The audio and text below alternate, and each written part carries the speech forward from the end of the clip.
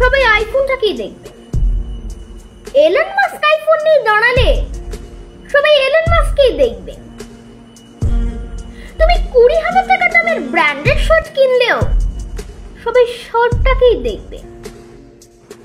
এদিকে ঋত্বিক রোশন ফুটপাতে 200 টাকার শার্ট পরলেও সবাই ঋত্বিক রোশনকেই দেখবে।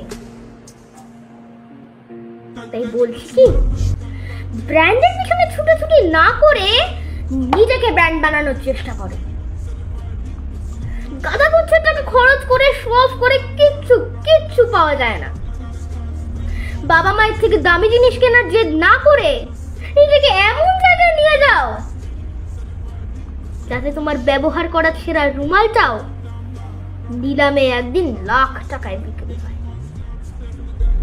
শো অফ তারাই করে যাদের ভেতরটা পুরো ফাঁপা হয়। তাই তারা বাইরেটাকে ঝাঁ চকচকে বানিয়ে মানুষের মনোযোগ আকর্ষণ করার চেষ্টা করে।